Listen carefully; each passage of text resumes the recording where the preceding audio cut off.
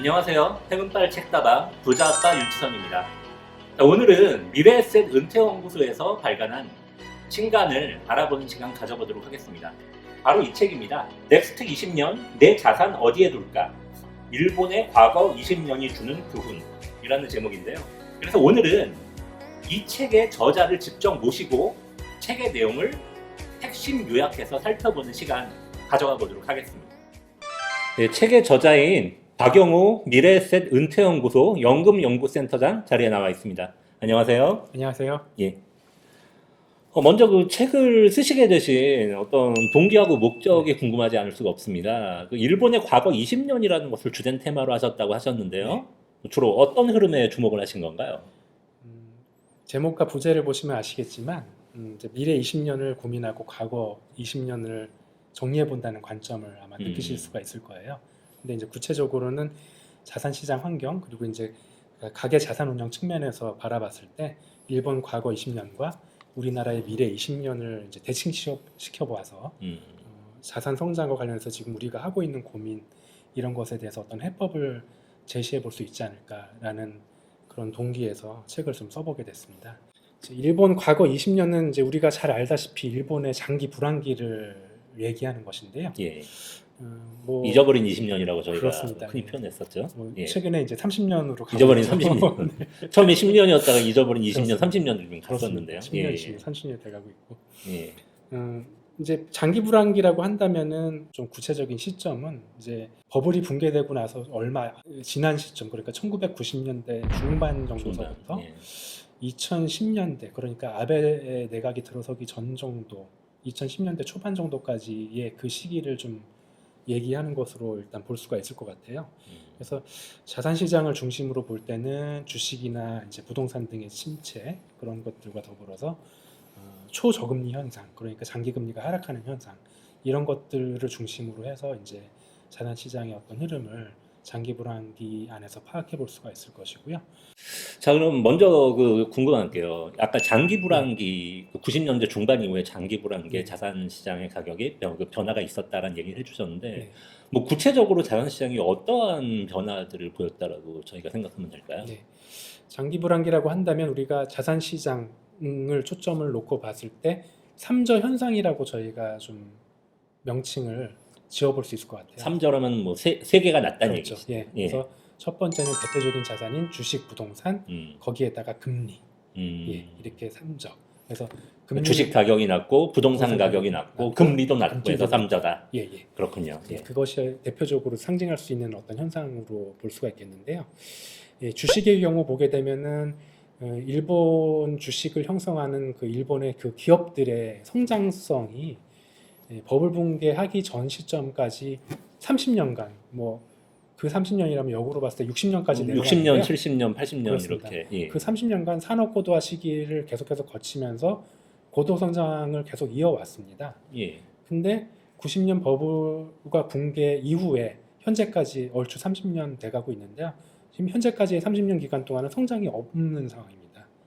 예. 그래서 주식시장은 사실은 버블 붕괴되면서 버블 고점에 비해서 2010년대 초반 정도까지도 고점에 지금 5분의 1 정도 수준까지 그렇게 침체한 수준에서 계속해서 회복이 되지 않았었거든요. 예. 최근에 이제 2012년 이후서부터 회복이 되는 구조인데 기업들의 성장성이 불황기를 거치면서 장기 침체하다 보니까 그 양상이 지금 주식시장이 회복이 되는 단계에서도 아주 탄력적으로 회복되지 않는 그런 데 영향을 좀 많이 미치고 있고요.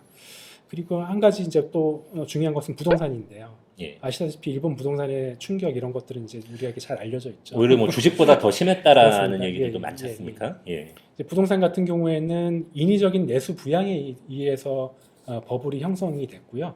그 버블이 정책적인 어떤 변화, 그러니까는 긴축 정책으로 갑작스럽게 바뀌면서 그러자마자 붕괴를 하기 시작했어요. 그래서 이런 붕괴가 있은 후에 고령화에 따른 어떤 소비 위축이나 뭐 주택 수요 감소 이런 것들이 장기적으로 이어지다 보니까 그 붕괴된 부동산 시장이 다시 회복이 안 되고 계속 그 침체 상태에서 머물러 있게 됩니다.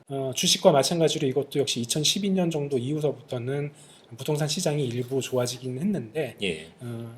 중심권, 그러니까 도심 중심권 정도에 국한된 어떤 시장 회복과 더불어서 이 주택 매매보다는 임대 시장 쪽에 어떤 초점이 맞춰지는 상업용 부동산 그렇습니다. 말씀하시는 거죠? 예. 패러다임이 바뀐 건데요. 예. 그런 어떤 흐름에서 사실은 일반 가계의 어떤 부동산 자산에 대한 어떤 투자 가치나 이런 것들이 회복이 된다든지 개선된다든지 하는 데는 아직까지는 전혀 영향을 주지 못하고 있는 그런 상황이 되고 있고요.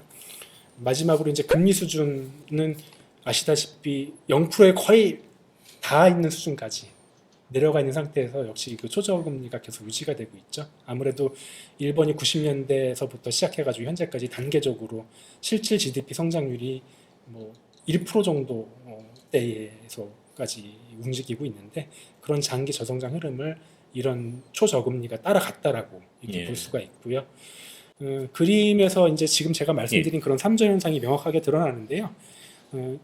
최고점에 이제 버블이 시작된 시점 그리고 바로 붕괴한 시점 이 절정 수준에서 이 세 가지 자산과 연계된 어떤 지표 이런 것들이 쭉 이렇게 최근 어떻게 보게 되면 30년 정도 가까운 수준까지 계속 그 내리막길 혹은 정체 수준 회복되더라도 고점과 비교하면 한참 낮은 선에 머물러 있는데 이런 양상을 계속해서 지금 띄고 있는 상황이죠.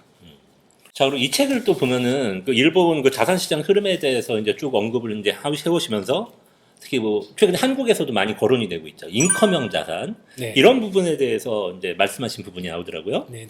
근데 그 자산시장의 어떤 변화 흐름에서 인컴 자산이나 인컴 소득이 어떤 의미가 있다고 보면 될까요?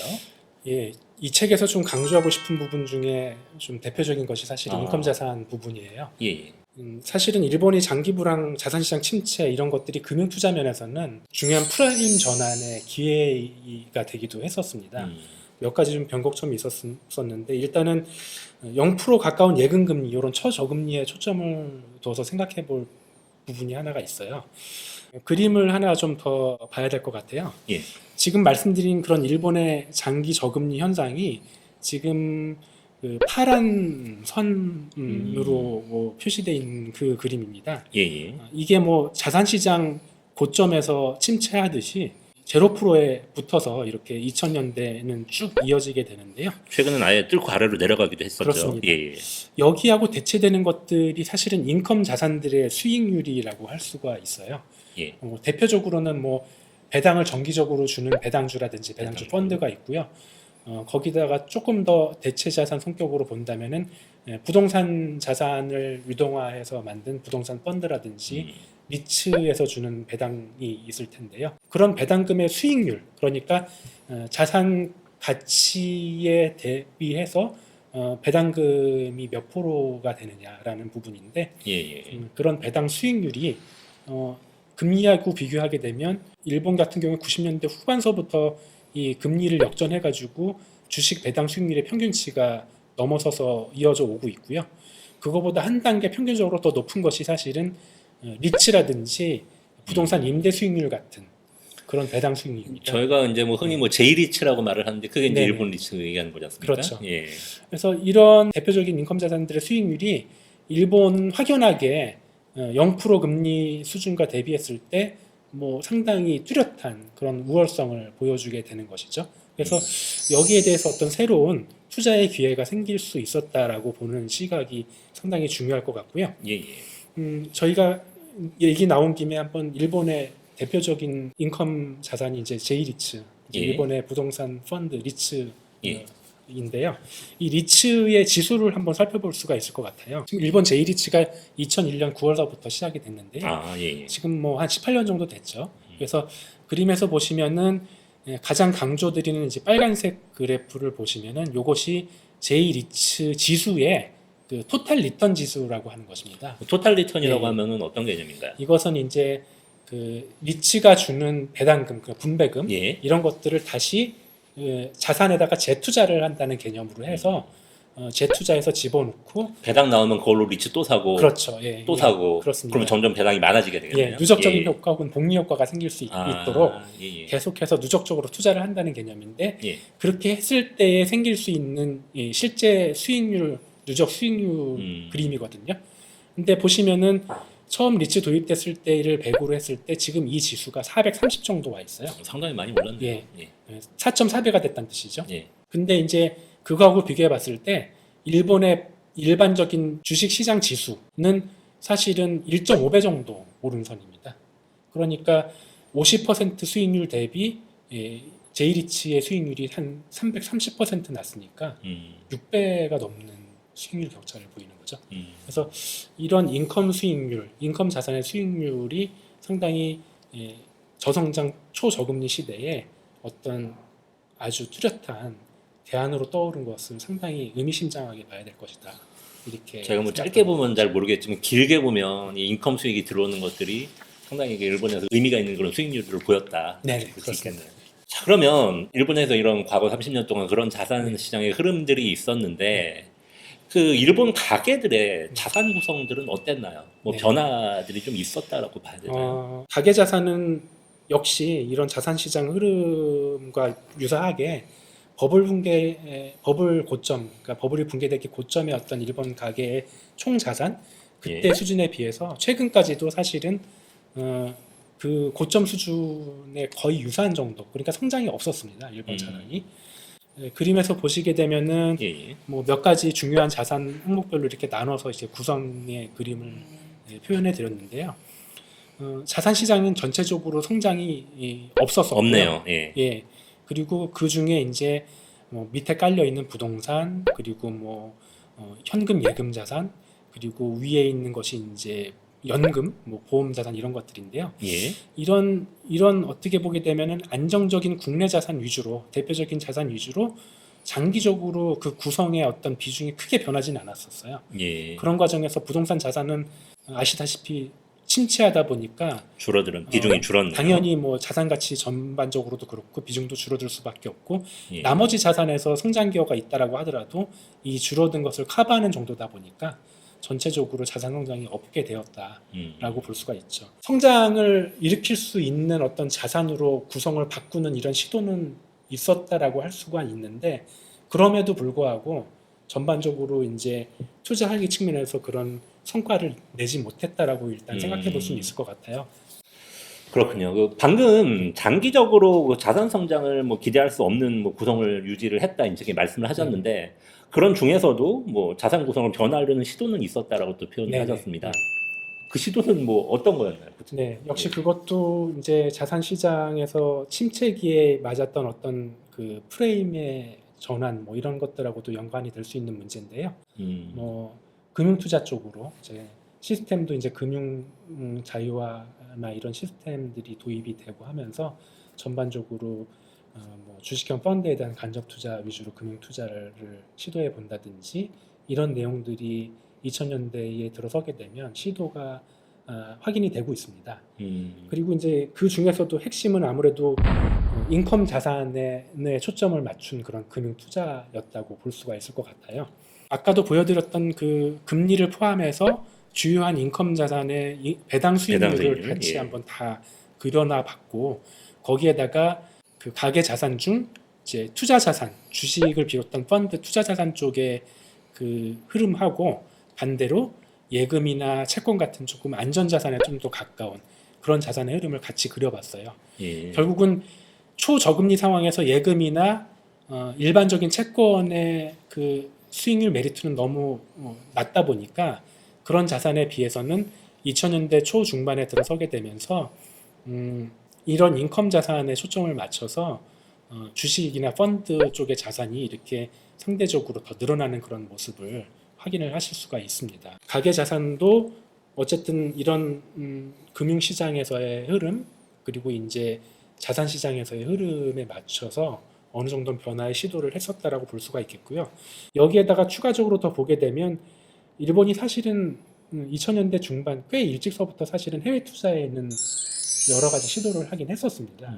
뭐 예전에 보게 되면 일본의 어떤 그 초저금리, 국내 초저금리 환경하고 그다음에 확연한 엔고 환경 이런 것들을 이용해서 해외의 고금리 채권에 뭐 투자한다든지 뭐 이런 것들이 꽤 오래전서부터 있었거든요. 예. 소위 말해서 이제 이런 것들 엔캐리 트레이드라고 얘기를 했었는데 하지만 그럼에도 불구하고 전체 자산 구성 변화를 아주 근본적으로 바꾸는 데까지는 미치지는 못했던 것 같아요.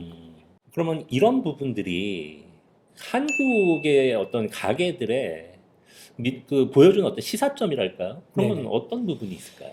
자산 시장 혹은 장기 경제 트렌드에서 살펴봤을 때 일고이저 그런 현상이 우리나라가 이제 일본을 닮아간다라고 볼 수가 있겠어요. 아까 일본은 그 네. 삼자 현상을 얘기하셨잖아요. 이제 자산 시장에서 네, 삼자 현상이죠. 자산 시장의 삼자 예, 현상 예, 얘기하셨는데 지금 일고 이전은 어떤 예, 말씀이시죠? 일고라는 건 이제 고령화, 고령화. 인구 예. 고령화인데요. 인구 고령화를 기본으로 깔고 그걸 메가 트렌드로 해서 저성장 저금리 시대가 지속화될 수밖에 없다라고 하는 것이 이제 일본을 닮아가는 그런 어떤 그 기본적인 트렌드인 것 같아요. 일본은 자산 버블 붕괴가 있긴 했었습니다만은 그거를 띄워놓고 봤을 때 장기 불황기에 초점을 놓고 본다면 우리가 지금 맡고 있는 향후의 그런 트렌드가 일본의 서는 이미 20년 전서부터 보여주고 있었다라고 볼 수가 있는 것이죠. 산업 측면에서 봤을 때도 일본의 성장 과정이나 이런 부분들이 우리나라가 사실은 그걸 압축해서 보여주고 있는 측면들이 되게 많거든요. 아까 말씀드린 대로 일본 산업의 고도 성장기가 20년, 30년 이렇게 지속되다가 또 30년 정체기를 겪고 이렇게 말씀드렸지 않습니까? 예. 근데 사실은 우리나라 같은 경우에는 고도 성장기를 10년 내지 뭐 15년 이 정도 더 압축적으로 그렇죠. 성장했다고 예, 봐야 되는 거죠. 예. 예. 그리고 최근에 2000년대 중반서부터 2010년대까지 해서 한 10년 정도 사이에 우리나라가 최대의 어떤 글로벌라이제이션, 그러니까 국제화 이런 과정을 거치면서 최대의 성장을 다 이뤘어요. 굉장히 압축적으로 성장까지 진행이 되고 지금 이제 성숙 국면으로 넘어온 상황이죠. 그래서 그런 것에 따른 경제 성장 기여가 이제 마감이 되고 하면서 거기다가 이제 고령화의 메가 트렌드까지 겹치다 보니까 저희가 이제 그림에서 보시는 것처럼 우리나라에 지금 현재 진행되는 이제 경제 성장 양상을 일본의 고령화 시기하고 성장기, 성숙기 동안을 비슷하게 맞춰가지고 이렇게 대비를 시켜놓고 보게 되면 예. 향후 고령화를 우리가 맞는 그런 트렌드에 대비해서 거의 유사하게 계속 그 저성장 기조로 따라가고 있는 것으로 이렇게 나타나고 있습니다. 어떻게 보면 예. 일본보다 더 일본보다 빠르게 더 지금 빠르게, 고령화가 되고 있는 부분도 예. 있기 때문에 그래서 더 빠르게 대응을 해야 될 필요도 있다. 뭐 이런 말씀을 드릴 수가 있을 것 같아요. 사실은 여기서 명확하게 제시하는 것은 우리나라 가계자가 취해야 될 행동, 해법은 세 가지로 요약을 할 수가 있을 것 같습니다. 예. 첫 번째는 일본이 2000년대 이후에 잘했던 것처럼 인컴 자산에 주목해서 우리가 금융 투자를 한번 해보자라고 하는 것이죠. 일본이 90년대 중후반에 예금 금리하고 배당 수익률의 역전이 있었다고 말씀드렸는데요. 예. 우리나라가 지금 현재 공교롭게도 한 20년 정도의 간격이 있는데 우리나라가 현재 그런 상황을 맞고 있거든요. 앞으로 보다 양호한 기업들, 안정적으로 현금이 창출될 수 있는 기업들의 배당 수익률 제고가 계속 있을 것 같은데 점점 그렇게 되면서 여기서 금리까지 초저금리로 진행이 된다면 결국은 일본의 과거 20년 있었던 그런 트렌드대로 배당 수익률 매력이 상대적으로 계속 커질 것이다라고 하는 것이죠. 이미 뭐 한국도 고배당 지수들 같은 경우에 네, 배당 맞습니다. 수익률이 뭐 작년에 뭐 네네. 3%에서 4%까지 이렇게 나오고 네네. 그런 모습을 보이더라고요. 네. 거기에다가 또 이제 우리나라가 뭐 일본처럼 리츠 시장이 점차 활성화가 되고 활성화될 있죠. 수 있고 뭐 작년만 해도 공모로 상장되는 네. 리츠들도 뭐 좀 증가하는 추세였고요. 그렇습니다. 예. 예. 향후 10년을 보게 되면 일본의 지금 20년간 리츠 시장의 그런 모습을 봤을 때 우리나라의 향후 10년의 모습이 상당히 좀 기대가 많이 되거든요. 그래서 앞으로 그런 것에 대한 관심을 이제서부터 기울여서 시장에서 그런 투자 대안들이 나오게 되면 바로바로 대응을 할 수 있지 않겠나 싶습니다. 그래서 그런 것들에 대한 관심을 계속 인컴 자산에 대한 관심을 가지고 금융 투자에 나서보자 하는 것이고요. 그리고 아까 말씀드린 대로 일본 가계가 시도는 했지만 완성은 못한 부분이 하나가 있죠. 예. 글로벌 투자, 해외 투자 이 예. 부분인데요. 이 우리나라 같은 경우에는 일본처럼 이미 쌓아놓은 자산이 많고 어느 정도는 연금 준비가 돼 있는 국가에서도 그런 해외 투자를 잘 하지 못함으로 해서 자산 성장이 안 돼서 고통을 많이 겪었는데 우리나라 같은 경우는 그 부분에 있어서는 더 취약하기 때문에 더 열심히 대안을 찾아봐야 되는 상황이 아닌가 싶어요.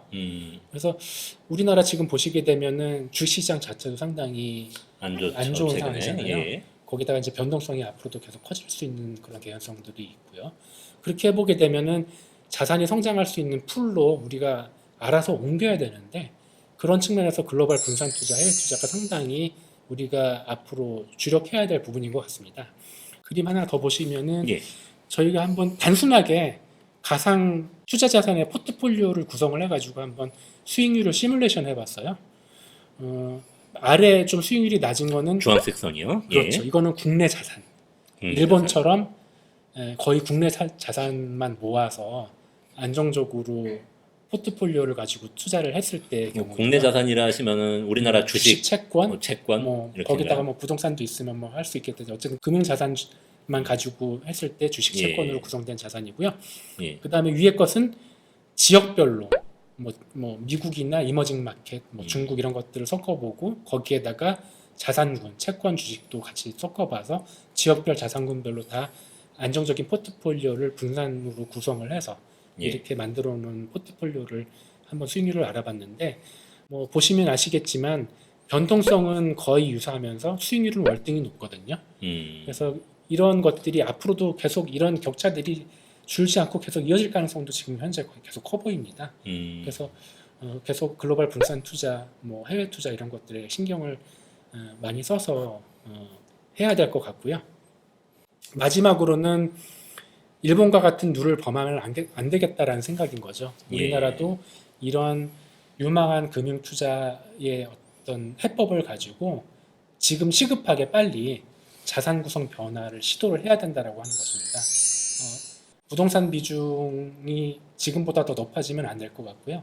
부동산 비중을 줄이는 대신 금융자산 위주로, 투자자산 위주로 이렇게 비중을 전환을 하고 그리고 연금 자산을 좀 준비를 잘 하시고요. 어느 정도의 현금은 계속 안정적으로 유지는 해야 되겠지만 상대적으로는 투자 자산을 가지고 자산 성장을 일으키도록 해야 된다. 그래서 이 부분 세 가지가 주된 명확한 해법이 될 것 같고요. 이것을 하나로 요약해 본다면 우리나라 고령화에 대비한 자산 구성은 자산 구성을 변화를 시급하게 시도를 해서 사람은 늙어가지만 자산은 젊게 계속 유지를 해야 되겠다라고 하는 쪽으로 말씀을 드려봤습니다. 마지막으로 이제 그 투자자분들한테 뭐 조언을 하나 해주신다면 네네. 어떤 게 있을까요? 네. 사실 머리말에 저희가 좀 강조해서 써놓은 부분이 있는데요. 예. 이런 어떤 흐름을 그 개인이나 가게가 인식한다는 게 출발점이 될 것 같아요. 그래서 좋은 투자 성과를 올리기 위해서 이런 금융 투자에 대한 인식이나 이런 것들을 보다 적극적으로, 긍정적으로 또 글로벌 이런 말의 의미는 개방적이라는 의미가 포함이 되어 있습니다. 그래서 개방적으로 이렇게 일단 인식을 전환할 필요가 있을 것 같아요. 그렇게 해서 과거보다는 훨씬 더 좋은 기술로 지금 금융거래 시스템이 구축돼 있고 또 여러 가지 측면에서 어떤 정책적인 지원도 받을 수가 있고 개인들이 자기 스스로 금융투자나 자산운용을 하는 것이 생각보다 굉장히 수월하게 시도를 해볼 수 있는 그런 환경입니다. 그런 환경을 명확히 아시고 투자자산 운용에 대한 의욕을 높여가지고 자산을 잘 관리할 수 있는 역량을 키워나갔으면 하는 것이 저희 바람이고요. 거기에 저희가 정리한 이 책이 조금이나마 좋은 동기부여가 됐으면 하는 그런 바람을 가지고 있습니다. 예. 먼저 저희가 닥친 상황을 잘 파악하고 네네. 그에 따라서 대처 방안을 찾아야 된다. 그렇습니다. 알겠습니다. 좋은 말씀 같습니다. 네. 자, 오늘 행운빨 책다방은 저희 미래에셋 은퇴연구소에서 발간한 신간 넥스트 20년 내 자산 어디에 둘까? 일본의 과거 20년이 주는 교훈, 이 책의 내용을 한번 살펴봤습니다. 이 책을 또 한번 직접 받아보고 싶다 하시는 분들 계실 것 같습니다. 그래서 저희가 퀴즈를 준비했습니다. 자, 우리나라는 2017년에 고령사회에 진입을 했습니다. 근데 65세 이상의 인구가 전체 인구의 몇 %일 때 고령사회라고 할까요? 1번 1%, 2번 14%, 3번 99%. 자, 정답을 아시는 분들은 여기 아래 화면에 링크 혹은 저희 미래에셋 은퇴연구소 홈페이지에서 그 8월 19일까지 응모를 해주시면요, 저희가 100분을 추첨해서 이 책을 보내드릴 수 있도록 하겠습니다. 자, 오늘 방송 도움이 되셨다면 구독하고 좋아요 꼭 좀 부탁드리겠습니다. 감사합니다.